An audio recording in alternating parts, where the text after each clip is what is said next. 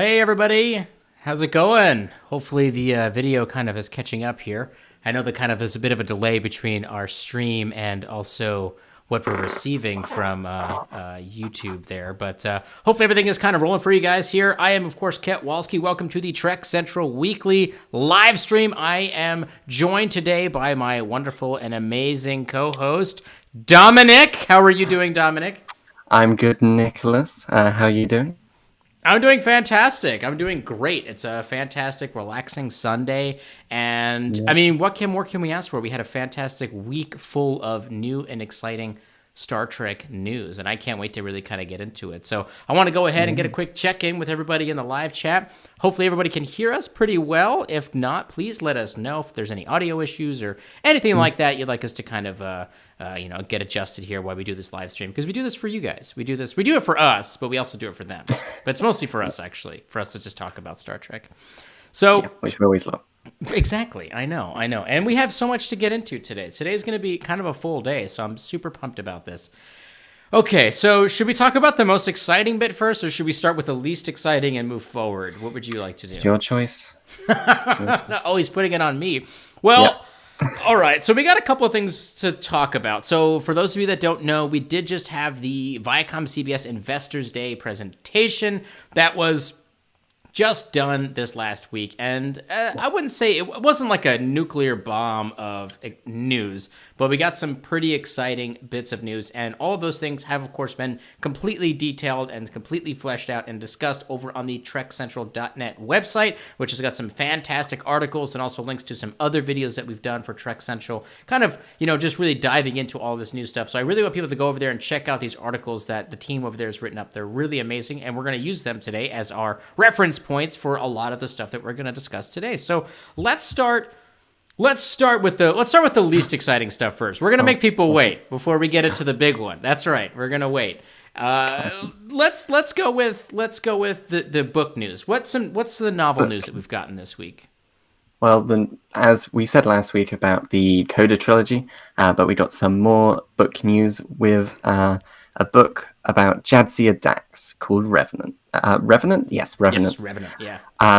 By author Alex White, and it's said to be released later in 2021. So it'll be interesting to see if this links to the Litverse continuity, because as said last week, this new Coda trilogy seems to be wrapping up that continuity. Mm-hmm. But it'll be good to get some more Jadzia Dax stuff, because we haven't had that for a while. Yeah. We haven't really. I'd be curious to see, because obviously the most recent Trill iterations that we've had have actually come from Star Trek Discovery Season 3. Yes. And it would be interesting to see if there's going to be any kind of things that were referenced in that show, or I shouldn't say referenced, created in Star Trek Discovery Season 3 that will be referenced in the book. Maybe like, some of the more ceremonial positions that we got to see, maybe some of those temple pools and that weird like sword thing that they were using, or whatever the hell that thing was. Oh, the stabilizing sticks. The stabilizing stick. I'm gonna call it. Oh yeah. They need to describe those really cool like pole arms they had, which just like light up. Those were cool. Yes, exactly. They need to get more in depth with that. So I'd be curious to see what the book is kind of going to be about. We don't really know too much about it, and it's interesting that it's Jadzia Dax and not any. Well, we have a synopsis on it, which what do you got there? Yeah, go for it. Jadzia Dax has been a friend to Etom Pritt, the Trill Trade Commissioner, over 2 lifetimes. When Etom visits Deep Space Nine with the request to rein in his wayward granddaughter, Nemi, Dax can hardly say no. It seems like an easy assignment. Visit a resort casino while on shore leave, and then bring her old friend Nemi home. But upon arrival, Dax finds Nemi has changed over the years in terrifying ways, and the pursuit of truth will plunge Dax headlong into a century's worth of secrets and lies. Ooh. There's a lot there. That's I don't know what I think about that. That's a weird. In what way? I don't. It's weird. It's weird. It just sounds kind of weird. A lot of the times, I feel like, specifically like the Deep Space Nine books, are often very serious. And this one seems a little, I guess the description of it seems a little bit kind of, I don't know, Yeah, Kind of especially like, with like Resort Casino. right. Um, Yeah, are we talking about Free Cloud? Is this a different resort casino? I mean, it'd be cool if we went back to Free Cloud. That'd be fun. yeah, that would be cool. Especially since Michael Chabon recently put out I think it was like a Medium article about Hmm. like just world building of Free Cloud and that whole planet, which was really fascinating because Picard only like scratched the surface of what they created for that. So if the books delved into it, it would be amazing. Which is what I'm really looking forward to in the Rios book we talked about last week. Oh yeah, I would imagine both books. Well, maybe not the Dax book, but I imagine the Maybe not Rios that. books Yeah. Yeah. is probably going to go back to Free Cloud because he seemed to be pretty well versed as to what was going on with Free Cloud and seemed to pretty much know what was going on down there. So I think that would be fun to see, to be able to go back there. I am curious, like casino, like this casino construct. It feels like they're going to talk about Free Cloud again. It'd be weird if they made another casino style planet. I don't know. Well, I mean, we have a couple of like resort planets, mainly the main one being Risa. Right, of course. So I think it's a big enough galaxy to have more casino planets, but how they differentiate themselves Yeah. should be cool to see. I'd be excited to see that. I think if Return to Free Cloud would be fun because it'd be a great tie-in to some of the Picard stuff, and it would be it would exist around this time period. Like I think it's safe to say that. Yeah, I think, yeah, from what I remember of that thing, and apparently, so we're getting a new Trek book every month of this year, I believe. So this will be the one that's coming out in December, on December 21st, right near Christmas. Wow, that's insane. We got All right, lots of stuff. that's a great. Like, I know we talked about this last week, but I'm just gonna say, like, again, like, the franchise is being kept alive by the Litverse in all sorts of different ways. It kept it alive during the dark years where we had no Star Trek being produced or created, and in this weird year that has been created because of the constrictions of what happened in 2020 with COVID, it's keeping it alive and exciting again this year. And I'm glad to see that CBS, more so than Disney, put some respect on the Litverse. It puts some respect on their name. Yes. Like, it really cares about the Litverse, and I think that's good because I think it's important. It's these weird little things that kind of keep the whole thing alive and fleshed out. So, yeah, I'm excited about it. Okay, so sliding up the radar from the book stuff, going into some of the more other exciting news that we got. Let's talk a little bit about Section 31. So, what did we learn about Section 31 last week? We learnt that it will not be an active development, but it's still on. They're still considering it, but they're going to focus on the 5 current shows that are in production. And then once one of those has finished, then they'll bring in Section 31, which is interesting because I think it was announced back in 2019. I don't know if I'm correct in that. Please correct me in chat if I'm wrong. It may have even been 2018, to be honest. Like, it's been a minute. Yeah. Yeah, it is. They did it as soon as like, oh yes, Giorgio's here. And I can't blame them because getting the chance to work more with Michelle Yeoh is great, especially making a show which more appeals to her and the audience who likes the things she's in. The martial artness combat, I think would go really well. But yeah, it seems like it's just been put on the back burner until one of our other shows finishes its run.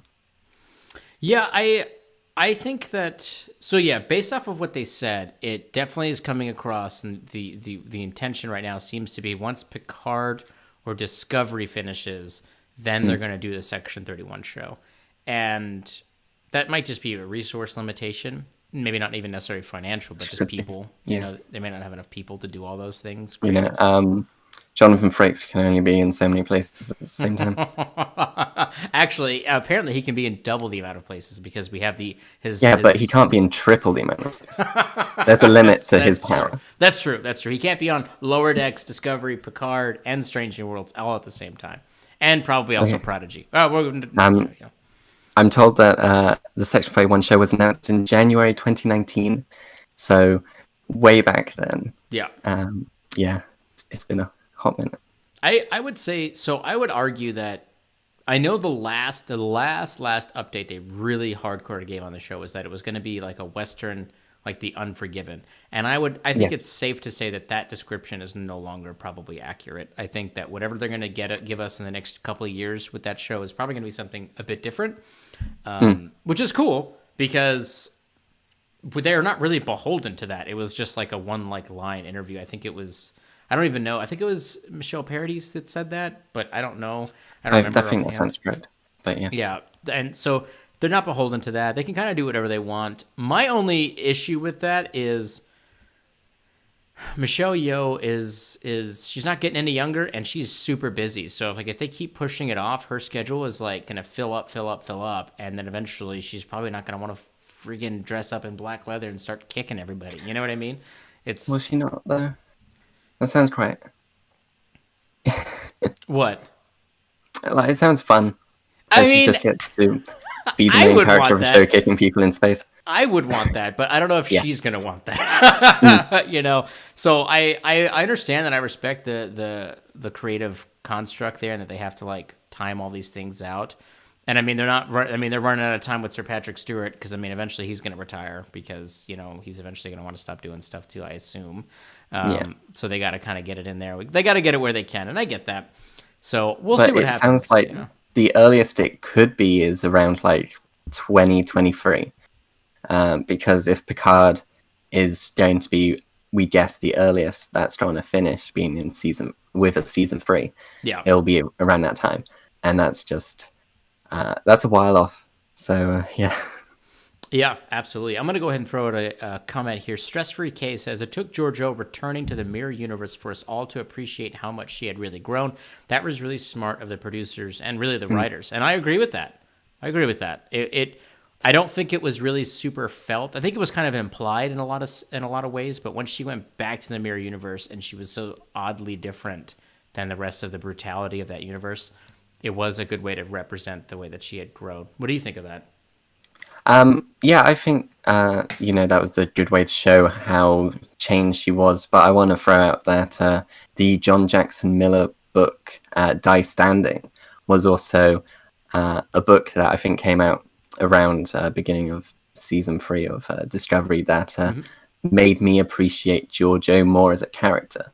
I really started to love that book and what it did for the character, because the book was set place between season 1 and season 2 of Discovery. So as she's just in Section 31, just recruited, and it made me really love the character and made me excited for the Section 31 show, because it was the book which introduced us to San, who we saw the bloodied hand of San in the flashback in season 3 of Discovery.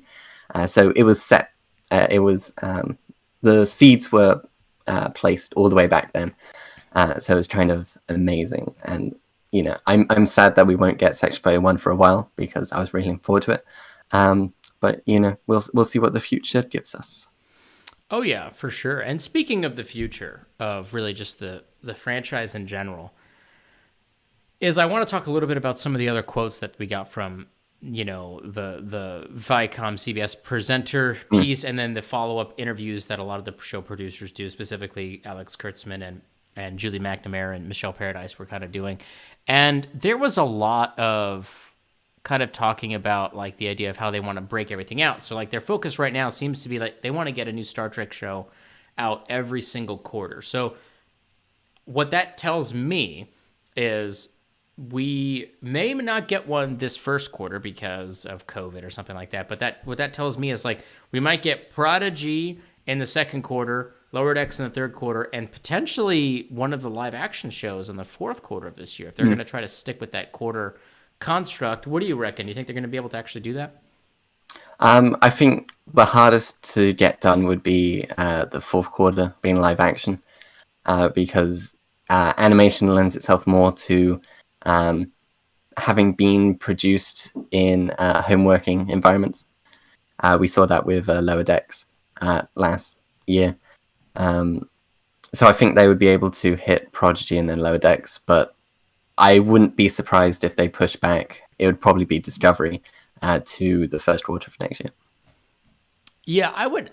Yeah, I mean, I really do think. I think it's likely to say that it really, like you said, like it really just depends on the limitations and the capabilities of the editing and the visual effects teams. Like if they're able to actually get this done in a remote environment and actually are able to do it, I mean, it's possible. But it also, I mean, there's some things that are out of their control. Like if there's an outbreak on the set, then everyone's got to quarantine. They got to do rapid testing and they got to figure out what's going on. So there's certain things that are just not within the control of really anybody. And it's unfortunate, but I think that this quarter by quarter construct is very smart because looking at it's very similar to like what Disney's doing, right? So The Mandalorian ended and then there was a little bit of a break, then WandaVision started and then there's going to be a little bit of a break and then the Falcon and Winter Soldier or whatever is going to start. So it sets it up in a way that keeps people wanting to stay subscribed for a longer period of time without it feeling overwhelming. I think the 23 weeks of Star Trek was really fun and a great way to cap off a terrible year. But obviously that's not something you want to do all the time because then you're going to get into that fatigue situation again, which is not what you want. For sure not. So, all right. So talking a little bit about the future more, I want to talk a little bit about some other constructs here. So before we get into the big news of Prodigy, which we'll get into here in a minute, which I'm sure everyone's very excited. I know, we're just keep teasing the Prodigy stuff. There was a reference here to and again, we have a really great article here on TrekCentral.net that kind of goes into all the different, different quotes and stuff like that. But really, the overall theme that I got specifically from Julie McNamara is that while Star Trek is moving to its home on Paramount Plus, they are continuing to really look at the idea of telling different stories that kind of increase the scope of Star Trek. Now, this was, of course, not only just in reference to the idea of doing more than just one kid-focused show, which Prodigy is, but also the idea of doing other shows. Now, we've speculated on in the past about shows like SETI Alpha 5 that was supposedly being written by Nicholas Myers, who did The Wrath of Khan, or even the Starfleet Academy series, both of which are still registered trademarks for CBS, ViacomCBS. But the implication that I'm getting here is that it's almost feeling like to me like Kurtzman and company are looking at Discovery, Picard, and Strange New Worlds as one phase of live action series. And then they're also looking at a second phase. Like once these shows are done, we're going to move into another phase. Is that the kind of feeling that you're getting? Yeah, it's because, with Picard, it seemed we were only going to get 3 seasons max, probably. And then Discovery, I don't think it could go on for, the usual 7 seasons, probably 5. So they do have to look into the future. And even though that might be until, 2027, that they're going to be plotting for this second phase. And I'm excited for what that will bring. But it's definitely interesting in how they're going about, not all the shows will be the same. They'll be, appealing to different demographics and different audiences, but still have that Trek to it that everyone can enjoy to a degree. So, having the kids show with Prodigy, even though, I'm sure we'll love it as well, being like, ooh, okay, that's a Easter egg to Voyager or whatever. But yeah, I'm looking forward to it. And we'll see if the SETI Alpha 5 and Academy stuff will go ahead, because that's been in the news for a while. I think, that was first reported in 2017 or whatever. So we'll see. Yeah, I mean, I agree. I think you're 100% right. I mean, ultimately, we're all just going to see what happens there. But yeah, I mean, I think it's kind of fun to think about, and I know a lot of people just want these shows to be canceled and everything to go away, but I think it's fun for them. I've always been a huge supporter, and I think you are too, of like when a show's creatives sit down and they say, hey, we're going to make a TV show and it's only going to be this amount of seasons, and this is the story that we're going to tell, and that's it. And I think that's great. I don't care if it's one season. I don't care if it's 5. If they sit down and they have a plan and they know exactly the story they want to tell, I think it's exciting to go on that journey. I think Discovery did not really have that plan when it was first created. I think they've got a plan now. I think Picard has a plan. I think Strange New Worlds has a plan. Lower Decks has a plan. And I think they have the idea of like, this is what we're going to do. This is what we're going to tell. And then we're going to sundown this and we're going to do something different. And I'm cool with that. I think that's freaking great. And then you can also set it up where like, okay, so maybe Star Trek Discovery ends, right? But that doesn't mean we can't make another show in the future. That's part of that. Oh, like, which I'd love so much. what if the Starfleet Academy show was the new Starfleet Academy that they recreated in the future, and they were trying to bring in the first class, the very first new class of Starfleet officers? You know what I'm saying? That would be friggin' cool. That would be cool. That would be cool. Yeah. Listen, if they do that, they need to send me a check in the mail because I just came up with that right now. I just came up with that. And it's an amazing idea. Yeah. But it is though, right? It's fun. So yeah, I know. I mean, also, I just want to say, I would only be up for that idea if the new Starfleet Academy, like if it's not on Earth or whatever, has a statue of Miles O'Brien. It has to be. It's got to have, like, there needs to be a hall of statues, and the O'Brien there. You're going to have the Boimler plaque, you know, the laziest officer ever plaque, you know. Yeah. Oh, yeah, that's all got to be in there for sure. Yes. I'm very excited about this. I think it's very smart of them to really plan this out because I think, again, like we talked a lot about this last week, but I think it's fun because, or the other week, you know, 2 weeks ago, actually, I think it's fun because they got to look at what Disney did wrong, specifically like with the sequel trilogy and how they mismanaged the Star Wars franchise a little bit after they got it from Lucasfilm. They got to see what they did wrong and then learn from those mistakes, even though Marvel was doing it better than everybody at the time. But they really sat down, like you said, like they may be looking at 2027. We may never even get those shows, and that's okay. But to have the plan in place so that we know if we ever actually got there, this is what it added up to, which is great. I think that's really great. And you get to reuse some of these actors, you know, like, again, like if they did the Starfleet Academy show in the future, you could get some of the characters from Discovery to be in that show and be the mentors or whatever, the teachers or whatever. Yeah, so, you know, when Section 31 was announced, we were like, ooh, okay, Shazad could be in that. And, with Strange New Worlds, Mary Shifo could come back as Chancellor Laurel. Right. So, you know, having all these different actors in these different eras and then being like, oh, we're doing this show, maybe we can bring in that character, would be amazing. Yes, I agree. I think it would be amazing. I think it would. I mean, I think any reason to get Mary back into the franchise is probably a win for me. I think she's going to be in Strange New Worlds personally, but that's just me. We got 2 donations here. We got Danny Shields says the Miles Edward O'Brien Academy. I mean, I mean, you should just make it that's the name of the show right there. And then we have Raymond Varata, $5 donation, says, did anyone see the giant skulls in the Genesis cave in Wrath of Khan? I saw it on Twitter today, and I can't unsee it. I haven't seen this. What are we talking about? You haven't seen it? So on Twitter, someone was like really in-depth analyzing Wrath of Khan, and in the Genesis cave, there is a giant skull on one of the like matte paintings. It, obviously for a lot of people, including me, it's the first time we've noticed that there's just a giant skull in the corner of this cave.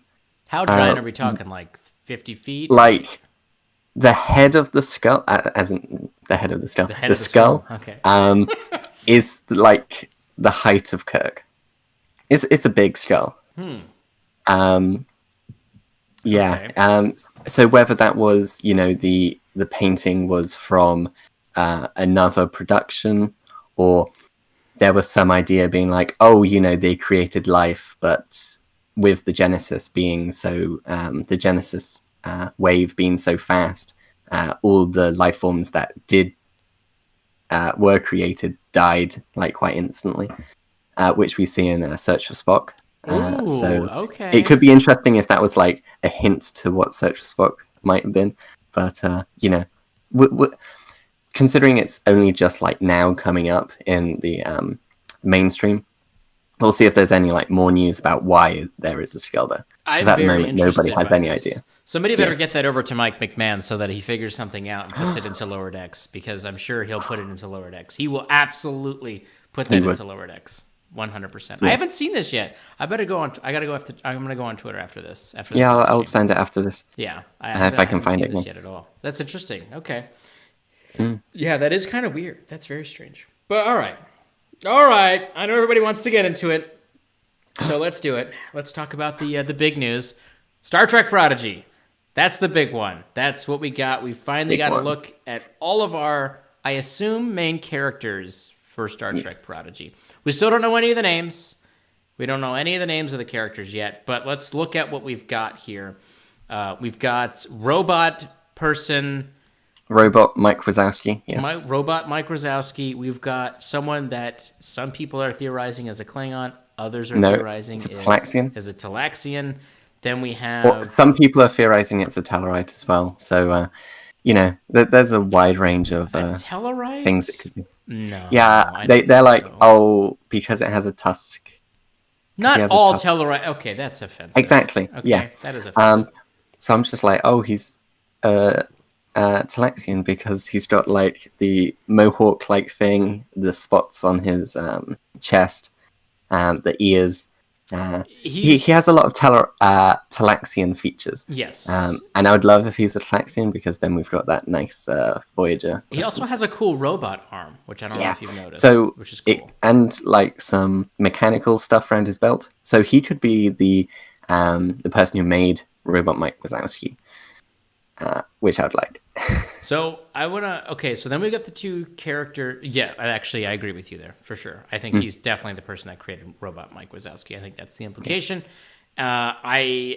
We have the two characters in the middle, which I have no theories about.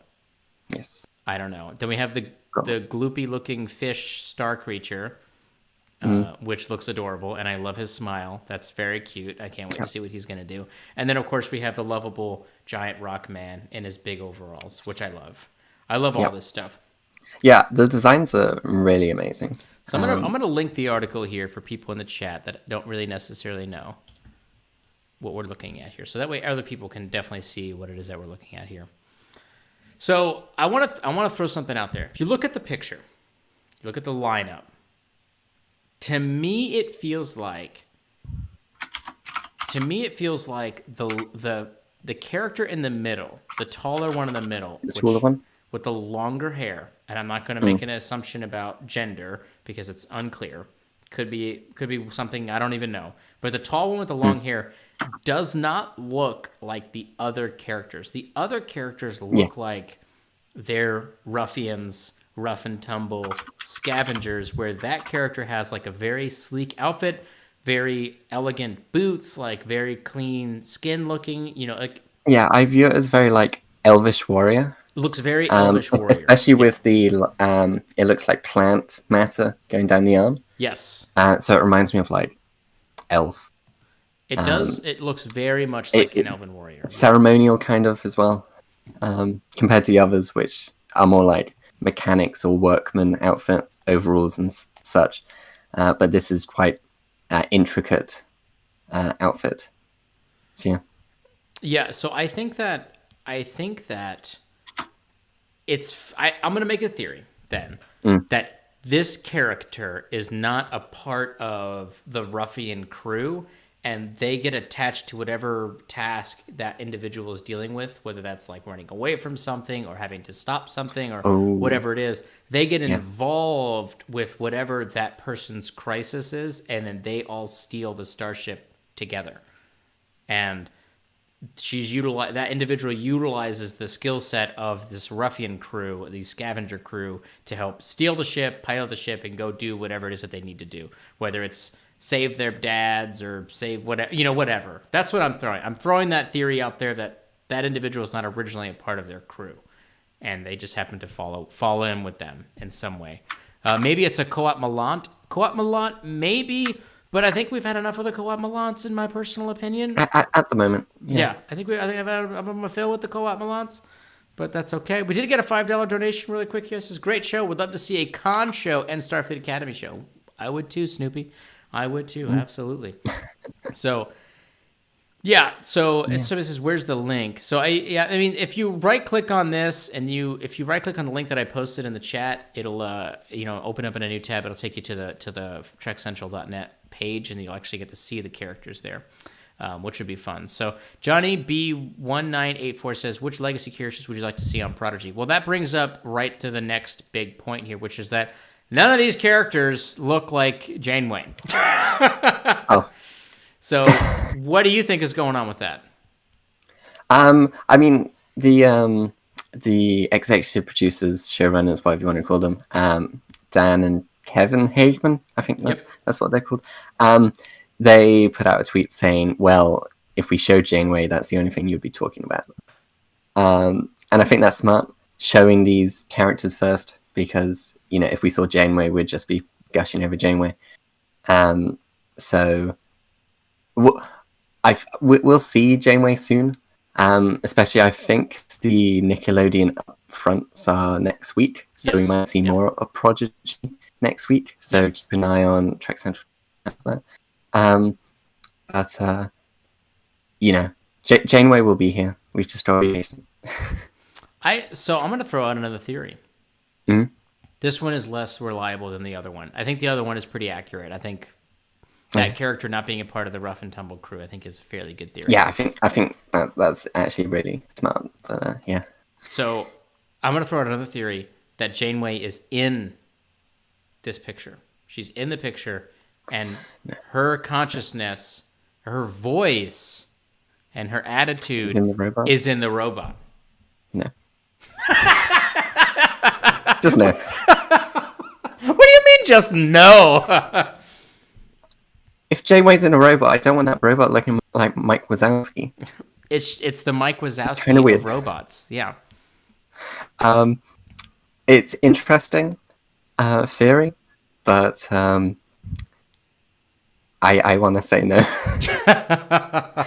There have been some interesting theories about this show, especially that some people have theorized that it takes place in the future. Maybe not maybe not Discovery 32nd century, but we could see Janeway as a hologram, looking like how the Doctor is in, I think, Living Witness, that episode where he's reactivated after how he is, and she's the one who guides them back to Starfleet or Federation or whatever, which is an interesting theory. I would prefer holographic Janeway to Mike Wazowski. I understand. I think that's probably a pretty terrible theory, but I wanted to throw it out there anyways. But what I'm thinking is I think you're right. I think Janeway is going to be, because we still don't necessarily know the time frame of this show. No. I think it's safe to say that her being a holographic computer program, I think would be sweet justice for her, treatment of the EMH during Voyager. I think that would be freaking great, especially if she was self-aware of the fact that she was a hologram and just it would also be a good way to not cement what happens to real life Janeway. Yeah. You don't have to be like, oh yeah, okay, so Janeway died in 2420. She became an admiral, blah blah blah. You can just be like, oh yeah, this is a backup of Captain Janeway. We could actually have just Captain Janeway as actually Captain Janeway and not as Rear Admiral Janeway. Yeah. Which is a way to still have Janeway but not cement what happened to her, but still cement her legacy as a character. I agree. I think that's actually pretty smart. They could even touch on necessarily what may or may not have happened to her. But I think you're right to say it's a good way. It's a kind of a good way to have our cake and eat it too. This isn't the same character that you remember. It's a holographic character, and don't take it too seriously. I think one of the best things about the animated universe that they're creating here, and I don't mean that in it's separate from the Prime universe. That's not what I mean. You understand what I mean. Yeah. The animated viewpoints into this universe is that these things aren't necessarily to be taken too literally, too seriously, too hardcore. I think Lower Decks established that right off the bat in a really great and exciting way. And I don't. Obviously, this show isn't going to be like that in terms of its wacky, zany, like inappropriate humor. But the fact that that exists now, and we can kind of have like a good reference point to where these things can kind of fit in, is fun and enjoyable without making it too serious. So, like, yeah, if it's holographic Janeway, it's just supposed to be fun. It's funny. It's it's silly. Like it would just be fun to kind of experience that. I think. So I think that they're right to not release that just yet because clearly that they were right to announce that she was in the show because it was probably the only thing that really drew people's attention to it. Yes. And I'm just being fair, just being honest. But I don't think that anyone should get into the mindset that this show is about her, and I think that they're trying to make that point, really drive that point home by being like, this is the crew, these are the people that we're going to be following. And she may be in an episode here or there, a couple minutes here or there at each episode or whatever. But yes, it's not the Janeway show like Picard is the Picard show. Literally it's not called Star Trek Janeway. Yeah, right. It's Prodigy. Right. So obviously we should focus on these as the main characters, and excited that we're getting more, but not being like I wanted to say 100% Janeway. You should just be like, oh, I'm glad that we got more Janeway. Yeah, I mean that's the fun part about it. Again, it was smart marketing for them to announce it in that way because it just created an enormous amount of buzz. And I personally am not gonna hold it against them as like a bait and switch thing where it's gonna be like, actually this show's about something completely different and she's barely in it. I'm not gonna consider it that way. Like you just said, it's just fun to get more Janeway. Even if it's just a little bit, like I'm fine with that. Like it's not that big a deal. I'm not super upset even if she's only in it for a couple of episodes or something small like that, some small role. I'd be fine with that personally. So we got a $5 donation here from Veritas. Says would be great to see a show with a mission to another galaxy by a new dynamic free from trying to get back home. There is, I want to say without like major spoilers, there is some interesting galaxy stuff with the latest Picard tie novel, The Dark Veil. So if you're interested in that, read that book because it's great. There we go. Plug that book. There you go. Nice plug. I love it. Yeah. Yep. I think Veritas, I think you should also kind of just give it a second and wait to see what happens with Strange New Worlds because I believe that Strange New Worlds is going to be another Deep Space 5-year. And I think we're going to get to see some unexplored, literal strange new worlds. I think that's kind of the point. And they made it, who knows what's going to happen to them? We actually really don't know. We have no idea. So yeah, well, but I mean, we have no idea about this show at all. So I wouldn't like it to be set in another galaxy. It would be cool if it's like, oh, this is they're in the Delta Quadrant, and that's why Janeway's there because they found recording of Janeway, or whatever. Yeah. So yeah, we'll see. We'll see what happens. Oh yeah. I think you missed another super chat previously. Did I not see one? I see Danny Shields says at Down Paris. Did my super chat get lost? I thought I've been hitting them pretty good. So I'll say this: Danny Shields for $5. Thank you. Says would love the Section 31 show to subvert expectations by having Giorgio join forces with Julian and Miles to take down Section 31.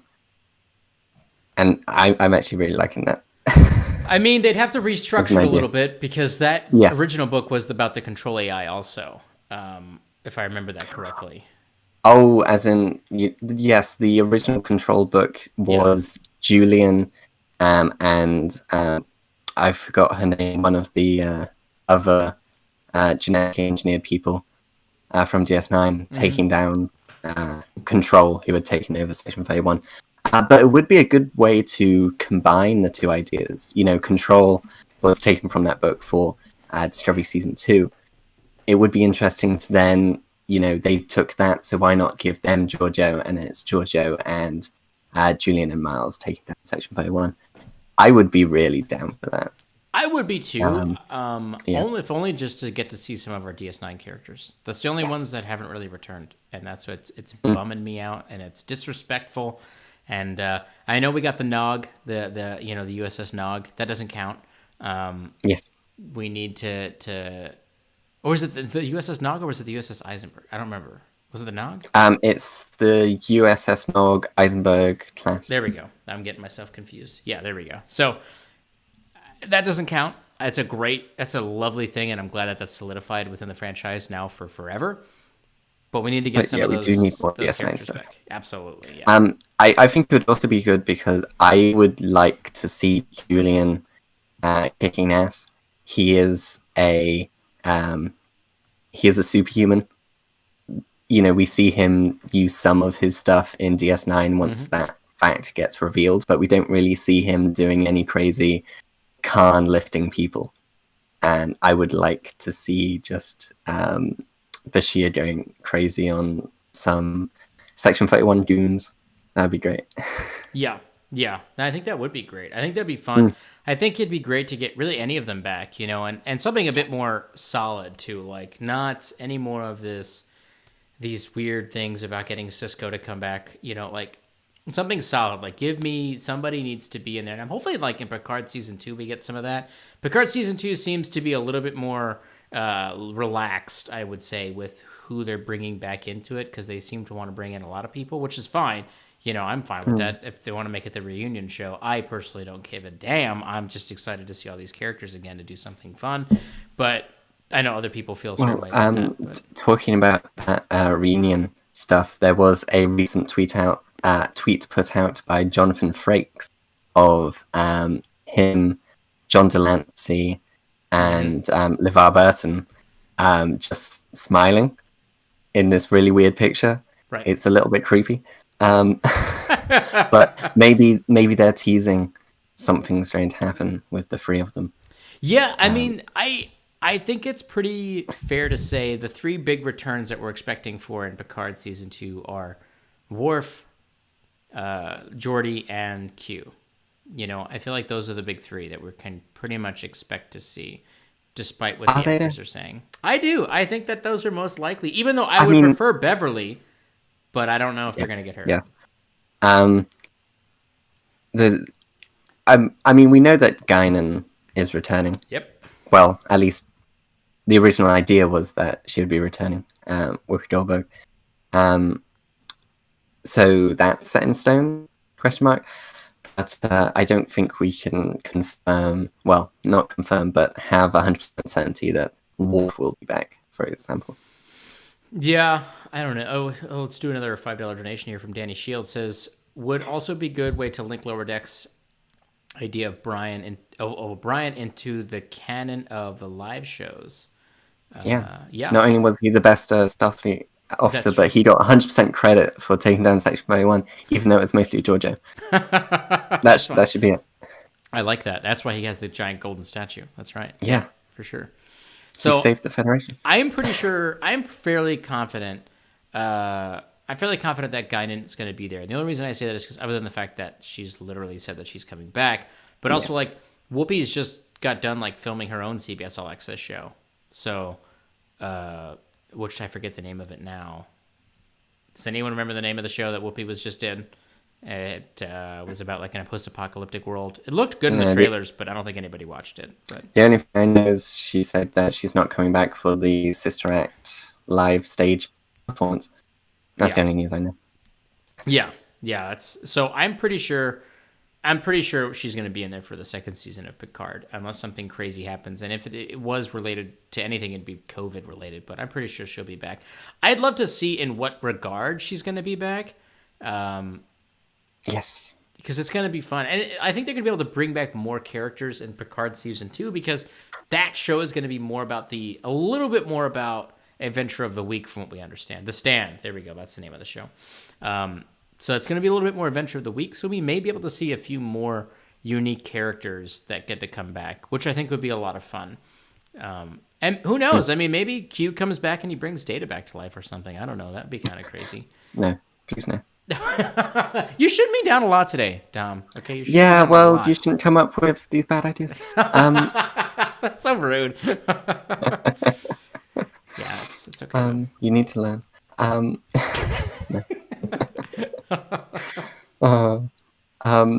Should we continue with the final characters in Prodigy before we get tangented again? Yes. Continue. Yes. Sorry. So we just talked about the the character that stands out from the rest in terms of their outfit. Mm-hmm. But we've got I refer to him as or them as Padawan because they have like the Padawan braid, which Star Wars has. And yeah, there's not much to say apart from the fact that we don't know what species they are. Right. So what I'll say is this is overall for all the character designs that they released, I think they look fucking cool. I like them. Yes. I think all of them look very unique. They look cool. I like the fact that we're dealing with aliens that we're not used to seeing and that they're things that only really like animated shows would be able to do. That weird goopy creature. Yes. That's an animated show creature. That's where these things exist. The big rock creature, which I really want to be a Bricarian, like a younger Bricarian. Okay. Because even though Bricarians are known for they're stone creatures, but they're known for their low polygon look stone creature. It is said that the Bricarian version of puberty is they shed rock. So it would be cool if, they look like that as children and then they shed rock and they become all low polygon. And I think that character has the right amount of fingers to be a Bricarian. And Bricarians are from the comics, so it would be a real deep cut. But, like you said, animation is a good way to get these wild alien designs. We start that with the animated series with the Idosians, with Arex, who's like my favorite design. He's got 3 arms, 3 legs. You couldn't do that in live action in the 60s, at least not looking good. But you could do that in animation. And luckily they brought that back, the Idosians back for Lower Decks. With the the medical ship guard warden. But I'm just loving that we're getting these wild designs and we're not just getting, this is humanoid alien X with a forehead.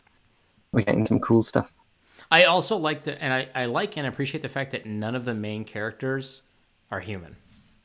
Yes. I think that's really cool. I think like everything you just said is 1,000% correct, and they really just zeroed in on this idea that this is an animated show. We're going to push the boundaries as to what you can actually see. And so we're going to go full freaking alien, and it's going to be all these different characters. And yeah, I mean, who knows? I think you're probably right. Talaxian may be the race of that one particular character. So what I really want is that if this is set place, I want that Talaxian. This is just a wild theory. Go for it. That's what we're doing down here. We're wild theorying it. Go for it. To be Brex, Neelix's stepson, which we see when Neelix heads off to that Talaxian colony. Because that would be wild that, he knew someone from Prodigy, and that's why he's off from the Delta Quadrant, if we want to say this show is set in the Delta Quadrant, that he heard the stories from Neelix about how great the Federation was. And he's going to join Starfleet, and he's made a robot to show his aptitude. I think that'd be cool. All the more reason that the Janeway personality exists in the Mike Wazowski robot. You're just following up with my theory now. I'm just throwing that out there. You're just finding links that don't exist. You are deep cutting me all day, and it hurts. Yep. It hurts so much. Yes. Well, yeah. I'm honestly surprised. Were you surprised at all that we didn't get the names at all of the characters? Yes, I'm surprised that we just got this. It would have been. I mean, I guess when we got Lower Decks, we only got really the character art. But it would have been nice to maybe get some concept art to see what the environments might look like, or just a general idea of what this show is about. We know it's about these kids finding a Starfleet ship. Yeah. And Janeway is in there, but it would have been nice to get more information. Maybe they are holding that for the Nickelodeon upfronts next week, which we're looking forward to. So yeah, maybe it's just like this is all they wanted to reveal before they did the big reveal. Which, I mean, makes sense, especially like we were talking about much earlier in this live stream, which is that this is a kind of a dry year for content. And so this is also the year of the news. So if you drop all the news in one day, yes, then what are people going to be checking out later on? And and I get that. It's still frustrating, I think, for folks like us that want to know everything all at once. But I get why their marketing team and their creative team, their like franchise group team, there is like piecemealing it out and kind of laying down the breadcrumbs leading up to the shows finally like getting released. Because of course they know who these characters' names are. They already they know who the character names are. Like they've recorded the entire first season, and they're getting ready to record the second season, from what I understand. So, they know who the characters are. But I get it. They're teasing us along, and hopefully when the Nickelodeon upfronts happen, we'll get to see a little bit more about what those characters are for sure. I'm excited though. But all right, chat. We're going to go ahead and start wrapping up the stream here. If you got any other final questions that you'd like to throw towards Dom and I today, now's the opportunity for you guys to do that. For those of you that were wondering where Captain Jack was today, we should explain that. Yep. Yeah, is he still going? He should be done now. No, he finished at 8 p.m. Gotcha. Okay, so he's finished up now. He did a 24-hour live stream event for a charity. It's a great cause. He raised a significant number of dollars and cents and pounds. £6,200 from last estimate, which is 620% his original goal. Yes. So amazing. To everyone who donated, well done to Jack. Lasting 24 hours playing games is tiring, but you did it for a good cause, and we're proud of you. We are proud of you. We are super proud of you. Yeah. I could not do that for 24 hours. I don't think I could do it, but he did it. I tuned in near the end, and he was just dying repeatedly in a game, so I don't think even he could do it. Yeah, I know. It's when I tuned in this morning when I woke up, it was on a Be Right Back screen for a little bit there. And then he came back and he was like, all right, we're going to get ready to play Civ 5. I was like, oh, gosh. He's miserable. Oh, bless. He's miserable. But he did a fantastic job. And I'm sure that there's people in this live chat right now that also donated to that. So thank you if you did. If you missed out on it, I believe if you go over to the Captain Jack YouTube channel, the video will be over there. You'll actually still be able to donate to the actual charity. It'll still be open for the next couple of days. Yep. So if you want to get in there, definitely do that. I know I got in there. I know Dom got in there as well, and I'm sure obviously a lot of other people did as well. So great job, everybody, all the way around. It was really awesome. So that's where he's at, but he will be back next week, of course. So don't worry about that. Yep. He'll be back. So he'll be well rested for next week. He will be well rested. He's gonna hopefully sleep for another 24 hours. But knowing him, he'll probably only sleep for like 5 hours and get back up and start another live stream. So because that's just the kind of guy he is. Yeah. I know. So I do want to go ahead and address a couple questions in here. We got, do we have any air dates on anything from Jill47? No. I wish that we did. We have air date estimates. We're pretty comfortable with the idea that Prodigy and Lower Decks are going to be released this year, and it's up in the air if any of the live-action ones will actually be able to get squeezed out at some point. We're hopefully getting it something towards the end of this year. My guess is potentially even Discovery might be the first one back on the air since it was the first one to start filming again. But we'll see. We'll see what happens there for sure. But we know we don't have anything like that. Until they release the animated Janeway, we don't know anything. No. And also, we don't know what animated Janeway is going to look like. So that's also going to be kind of fun to see. That'll be interesting. Yeah. Right. Well, given this art style, she's going to look a little bit different. And I'm very excited about that. So has the entire crew been announced for Strange New Worlds? No. No. Yeah, definitely not. I think in terms of other crew characters, I think the only one we can confirm is Lieutenant Emin, played by Samora Smallwood. Yep. Because, she posted pictures of herself on the lot, so we can guess that she's back. But we don't know if, Cadet Fyra Sadu or Chief Engineer Louvois or any of these characters would be in Strange New Worlds. So we'll just have to wait for more information from that. Yeah, I wish. So I wish we knew more about it.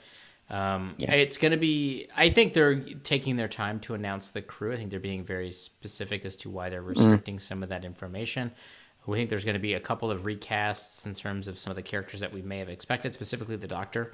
I think the Doctor character is going to change to a different character altogether, not the one that was from the original pilot episode. But that's just a theory. That is not confirmed at all.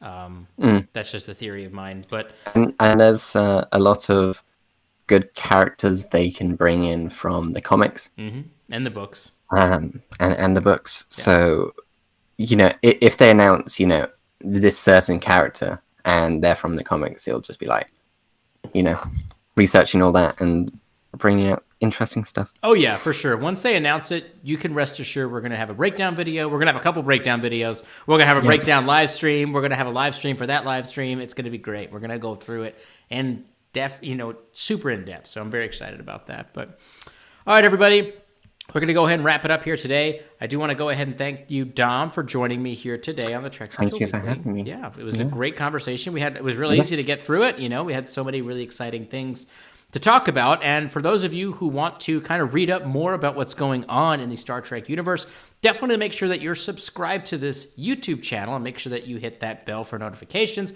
but also make sure that you're checking out us, over on social medias. We're on Twitter, we're on Instagram, we're all over the place there. And of course, we have the TrekCentral.net website, which has some fantastic and amazing articles that goes through all of the latest and greatest news for Star Trek. So make sure you're checking that website out and make sure you're checking it regularly. Maybe getting it added to some of your push notifications, because the articles over there that the team is writing up are coming out all the time, nonstop, and they're really, really great and really fantastically done.